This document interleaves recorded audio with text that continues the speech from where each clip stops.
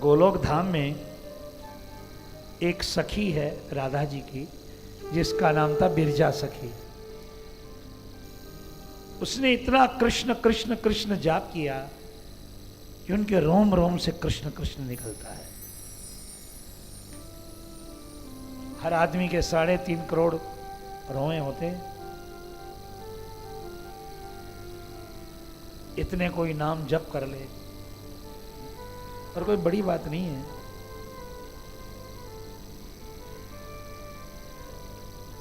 मूर्ख आदमी भोजन करता है पर ज्ञानी हवन करता है। भोजन के समय थोड़ा मौन रह करके कृष्णाय नमः वासुदेवाय नमः कृष्ण कृष्ण गाते हुए कहे तो उस भोजन से तुम्हारा भजन बढ़ता है। बिरजा जी ने इतना नाम गाया कि रोम रोम से कृष्ण कृष्ण निकलने लगा। और एक भगवान कृष्ण के सखा थे श्रीदाम, वो भी कृष्ण का इतना जप किया कि उनके भी रोम रोम से कृष्ण कृष्ण। तो एक दिन राधा कृष्ण ने विचार किया कि हमारे गोलोक धाम के दोनों, एक बिरजा सखी और एक ये श्रीदाम, यदि देश धरती पर चले जाए भारत में, तो भारत का युगों युगों तक कल्याण करते रहेंगे। कैसे भेजे इनको?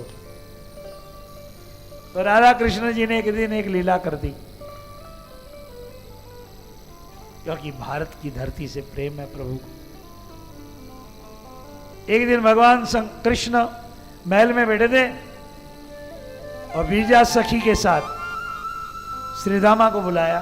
श्रीदाम, हम बिरजा सखी के साथ आज कुछ जरूरी बात कर रहे हैं, तुम दरवाजे पे खड़े रहो, किसी को आने नहीं देना। आज लीला पुरुषोत्तम की लीला।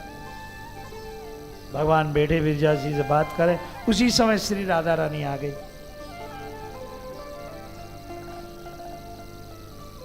श्रीराम ने कहा, राधा रानी आज आप अंदर नहीं जा सकती हैं। श्री कृष्ण ने मना किया है। श्री राधा जी ने कहा, मुझको रोकने वाला तो जिनकी कृष्ण आराधना सेवा करते हैं। श्री राधा रानी को आवेश आ गया, शाप दे दिया श्रीदामा को, जाओ धरती पर तुम्हें राक्षस बनना पड़ेगा।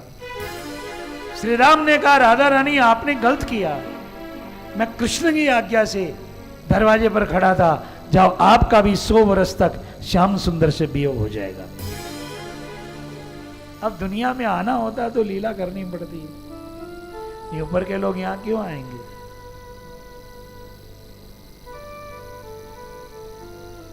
जब राधा जी अंदर गई, भगवान बिरजा जी के साथ कुछ बातें कर रहे थे, देखकर तो और क्रोध आ गया उनको। उन्होंने उनसे भी कहा, तुम भी जाओ धरती पर वृक्ष बन जाओ। तो बिरजा सखी धरती पर आकर बनी तुलसी। क्या बनी? तुलसी। और ये जो श्रीराम था, ये बना शंखचूड़ नाम का राक्षस।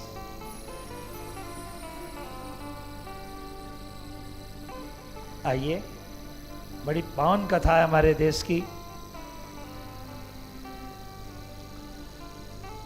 तुलसी धर्मध्वज के घर में पैदा हुई और बड़ी होने पर तुलसी ने बद्रीनाथ में जाकर के घनघोर तप किया 10,000 वर्ष तक। इधर राक्षस राज दम के पुत्र शंखचूड़, ये शंखचूड़ राक्षस पैदा हुआ ना, तो इसकी छाती पर एक कवच लिखा हुआ था, कृष्ण कवच। भजे ब्रजैक नंदनम समस्त पाप खंडनम स्वभक्त भक्त रंजनम सदैव नंदनंदनम। यशोमती किशोरकम नमामि चित्तचोरकम। बढ़िया कवच लिखा हुआ था।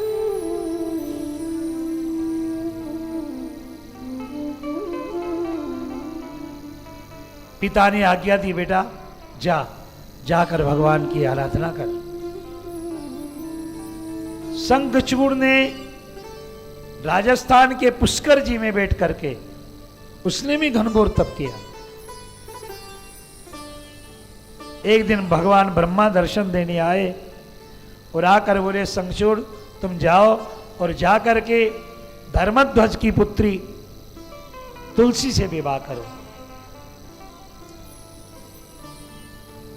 शंखचूड़ ब्रह्मा जी की आज्ञा लेकर गया, पर तुलसी ने पराये पुरुष को गुफा में देखकर कहा, मैं शाप दे दूंगी तुम्हें।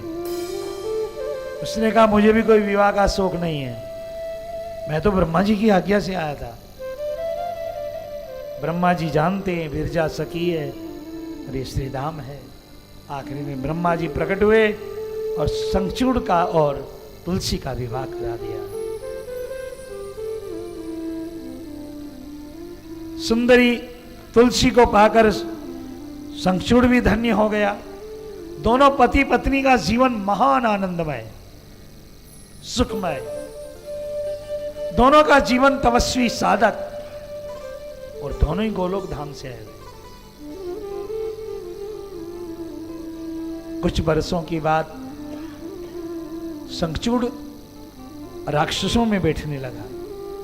क्रोधी राक्षसों ने कहा, शंखचूड़ तुम तो इतने बड़े वीर हो, तुम्हें कोई परास्त नहीं कर सकता है। देवताओं को परास्त करके उनका राज्य लेना चाहिए हम लोगों को। और ऐसी ऐसी बातें पढ़ा दी कि आखिरी में शंखचूड़ ने राक्षस सेना इकट्ठी की और देवताओं पर धावा कर दिया।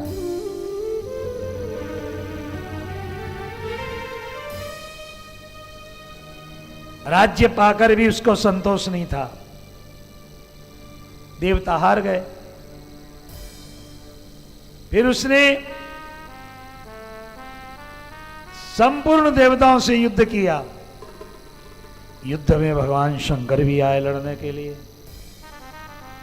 शंकर भगवान से युद्ध चल रहा था और शंखचूड़ हिमालय पर्वत पर गया और वहां पार्वती जी को देख करके शंखचूड़ की बुद्धि खराब हो गई। दुर्विचार आने लगा, ये त्रिपुर सुंदरी पार्वती इस मुंडमाला वाले के साथ क्या करती है। वह फिर युद्ध में आया और एक मोहनास्त्र चला करके भगवान शंकर को मूर्छित कर दिया।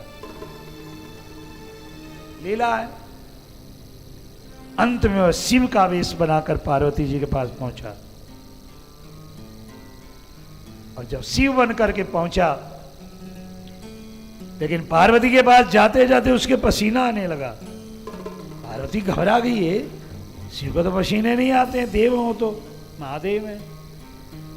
ध्यान से देखा तो ये शंखचूड़ राक्षस था। माता जी अंतर ध्यान हो गई। शंखचूड़ युद्ध में आ गया और माता जी ने ब्रह्मा विष्णु में सबसे प्रार्थना की कि धरती के साथ में गलत हो रहा है। आज शंखचूड़ शिव बनकर आया है, कल विष्णु बनकर आएगा।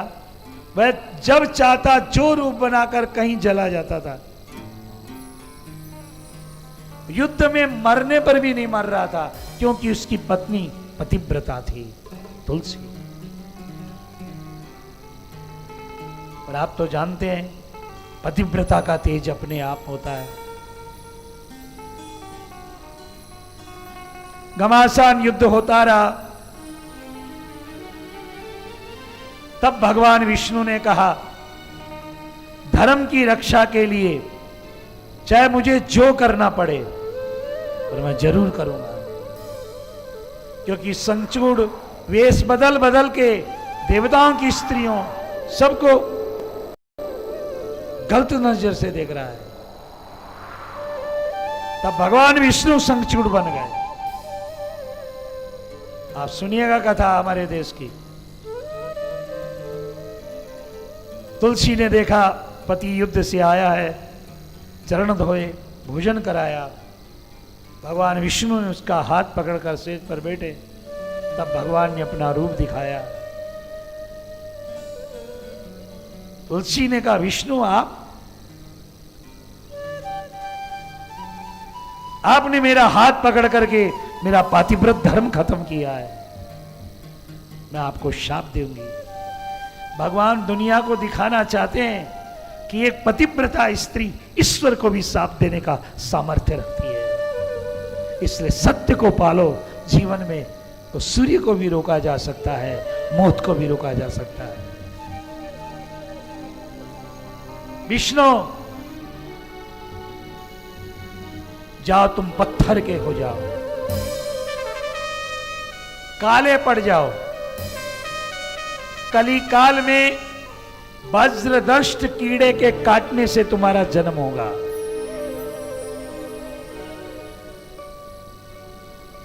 भगवान ने कहा, तुलसी मैं पत्थर होने के लिए तैयार हूं। तुलसी ने अपना शरीर जहां छोड़ दिया, त्याग दिया, वहीं पर 3 वृक्ष पैदा हुए। पार्वती के तेज से तुलसी पैदा हुई, लक्ष्मी के तेज से मालती वृक्ष पैदा हुआ, और सरस्वती के तेज से आंवला वृक्ष पैदा हुआ। इसलिए आंवले का वृक्ष सरस्वती बुद्धिमान बनाता आदमी को। भगवान ने कहा, तुलसी तो वृक्ष बन गई तो मैं वृक्ष से छोटा पत्थर बन जाऊंगा, लेकिन मैं तुम्हारा साथ नहीं छोड़ूंगा, क्योंकि तुम सत्य पर चलने वाली हो। इधर युद्ध में भगवान शंकर ने शंखचूड़ को मार दिया। कहते रविवार को मारा, इसलिए तुलसी में जल नहीं डालते उस दिन।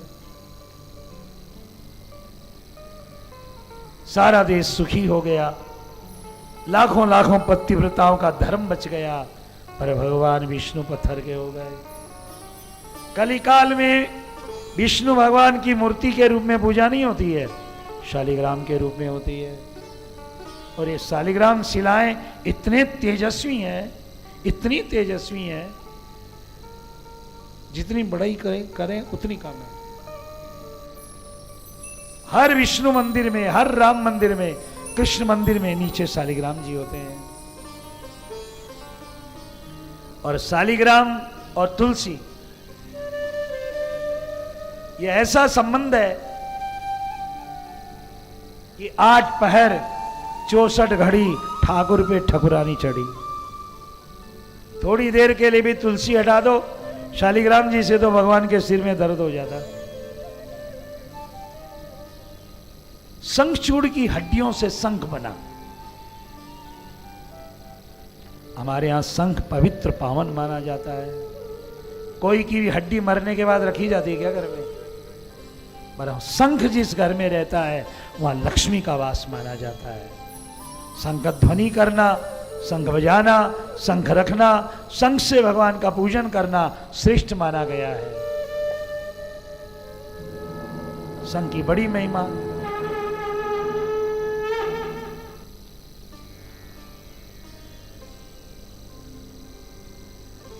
तुलसी महारानी आज भी परम पूजनीय आदरणीय हो गई। सर्व दोष हरणी कहते तुलसी को। हमारे गीता प्रेस से किताब निकली है, 1000 दवाइयों में काम ली जाती है तुलसी।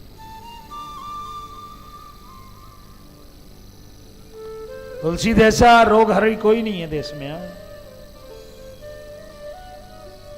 आजकल लोग तुलसी कम लगाते हैं, मनी प्लांट ज्यादा लगाते हैं। कहते हैं मनी बरसे की पैसा आएगा।